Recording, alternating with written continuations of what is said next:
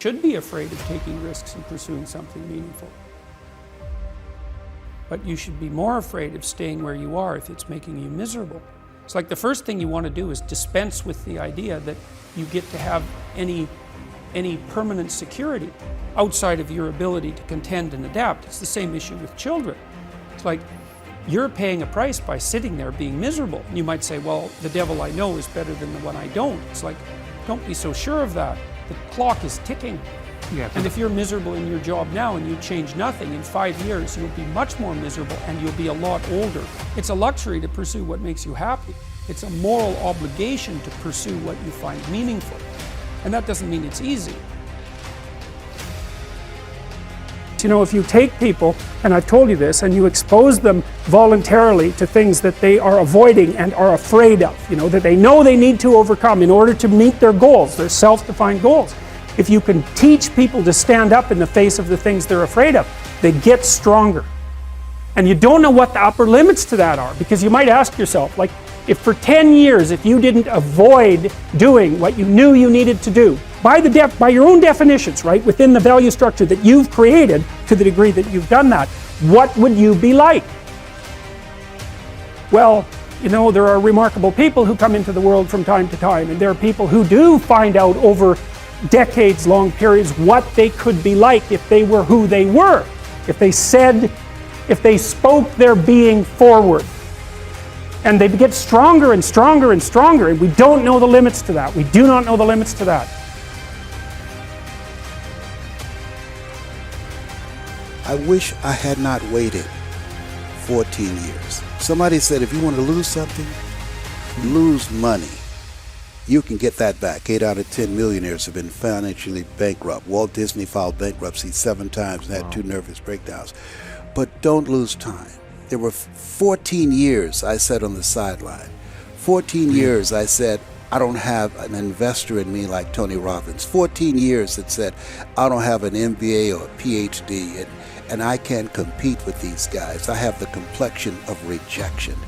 14 years I silenced myself. Wow. And so I regret that, because there are some people that maybe if they'd heard my voice, they would not have turned to drugs. If they'd heard my voice, their lives would have taken a different direction. And I can't get those 14 years back. That haunts me, and I think that drives me when I speak with such energy. I'm trying to make up for that time, but I can't. Time is short. What is your life? It's even a vapor that appeareth for a little time and then vanisheth away. If someone had told me when I was 20 years old that life was very short and would pass just like that, I wouldn't have believed it. And if I tell you that, you don't believe it either. I cannot get young people to understand how brief life is, how quickly it passes. It seems like yesterday I was in school.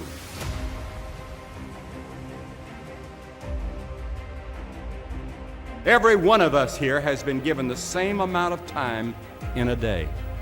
1,440 minutes a day, 168 hours per week. The days of our years are 80 years and 10. And if by reason of strength they are 80 years, yet is their strength labor and sorrow, for it is soon cut off, and we are passed away and cut off. 70 years God allows us. And it's interesting to me, with all of our medical science, we've never passed that magic mark. The average American male today lives 70 years and 4 months. The average female, 73 years and 6 months. More people live to be 70, but the average age of an American is still 70, as taught in the scriptures. Now, 70 years God allows us. Let's think a moment. What do we do with those 70 years? The first 15 are spent in childhood, and then 20 years we sleep. And then the last 5 years, physical limitations are curtailing your activities. They haven't curtailed mine yet, but my 5th year till 70 starts next year. Only 30 years left, and part of that time must be spent in eating meals, working, and figuring out your income tax, things like that.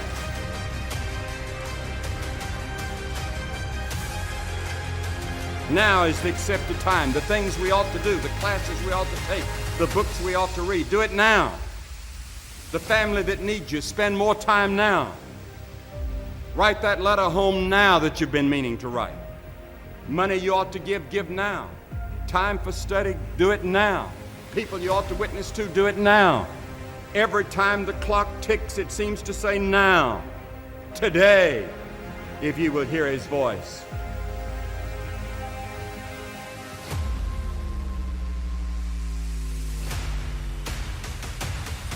There is the category of problems in life, and it ain't going anywhere. And so the question is, can you deal with the whole category at the same time? That's the thing. That's how to be in the world, is to deal with that category all at the same time.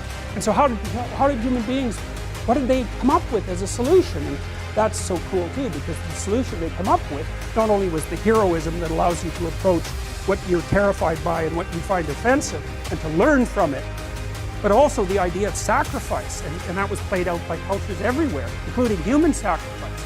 And you think, what the hell was up with those crazy bastards so long ago? They were sacrificing to gods all the time. What kind of clueless behavior was that? Burn something, please God. Burn something valuable and please God.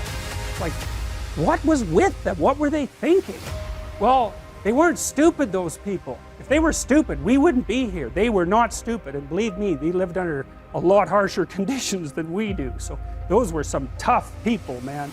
You know, back then you'd last about 15 minutes. And so you don't want to be thinking of your ancestors as stupid. Like, there's no real evidence that we're much different cognitively than we were 150,000 years ago.